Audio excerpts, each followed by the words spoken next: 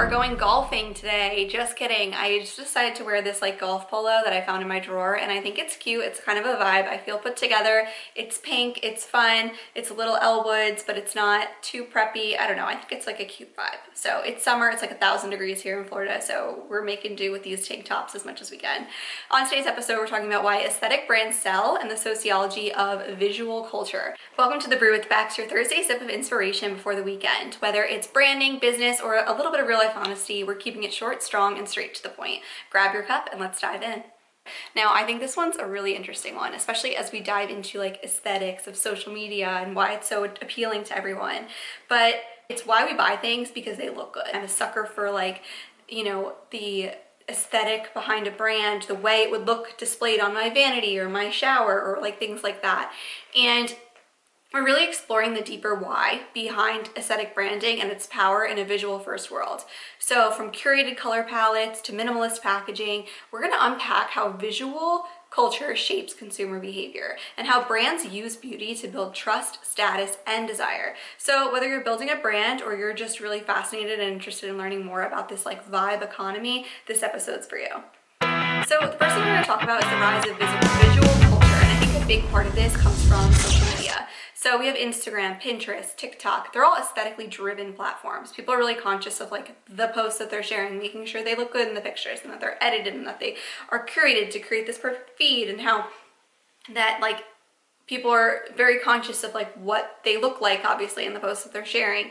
And this is really a big shift from function to form in terms of consumer decisions. So when you are looking at something now, like if you're looking at like an outfit on someone, you're really looking at the overall aesthetic vibe versus like the function of the outfit. So, wow, this dress has pockets, great, but I kind of want to see like the whole vibe of the dress and like where you're wearing it, how you styled it to create this like overall aesthetic image.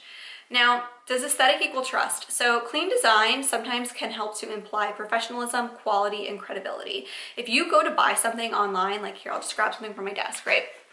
I'm going to grab this notebook online. Oh my gosh, I needed this notebook. This is the notebook I need. So I go to buy this notebook online, and it comes in a beautifully wrapped box with a bow, and it's mailed directly to me, has my name maybe written in there. Maybe there's a note from the company that sells these notebooks letting me know that they appreciate my purchase.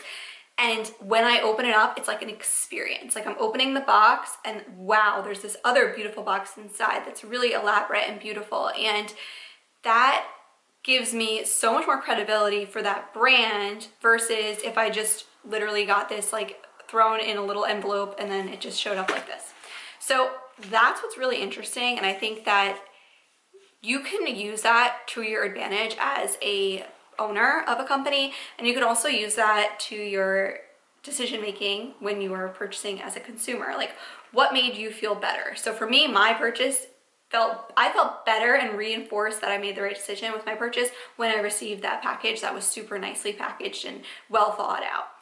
And I would say that this overall is a really big part of the vibe economy, because it's about how consumers are like wearing brands and how consumers are presenting brands. So if I were to post a picture on my Instagram stories of this new notebook that I just got, and it was just thrown together in like a flimsy envelope, I probably wouldn't want to post it on my stories. But if this notebook came in this beautiful box and it was well thought out and it said, hey, Bexy, like we love your content, here's this notebook, you're gonna rock it, like all this stuff, I'm way more likely to go ahead and share that. And I think that that helps to match the consumer's aspirational aesthetic, because it really like builds that joy, right? That loyalty and that whole journey that you have together. So there are definitely certain aesthetics that are linked to trends, tastes. I would say some people have like totally different vibes for their own personal brand, the content or the things that they're consuming. And that can all play a role in what content or what things you're purchasing online, if it matches your vibe or if it's something that is just visually appealing to you, because everybody's different, right? Like there may be something that I see that I'm like, wow, that shirt is so cute, I love the graphic, and someone might look at it and be like, I don't love it.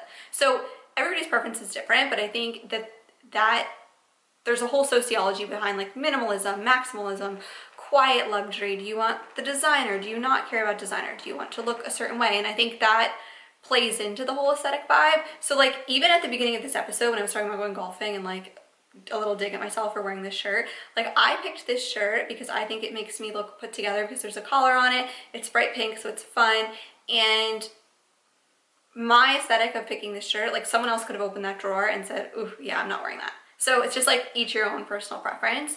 And it can really work, or it can also be more performative, and it can also be empty. So you may put something out there that you think is like very aesthetically pleasing, but a lot of people don't find it aesthetically pleasing. And that's why I think it's important to really be authentic and not to chase trends, because if there's a trend that's out there and you try to jump on it with your brand and it doesn't take off with your audience, now you're kind of just wasting money following this trend.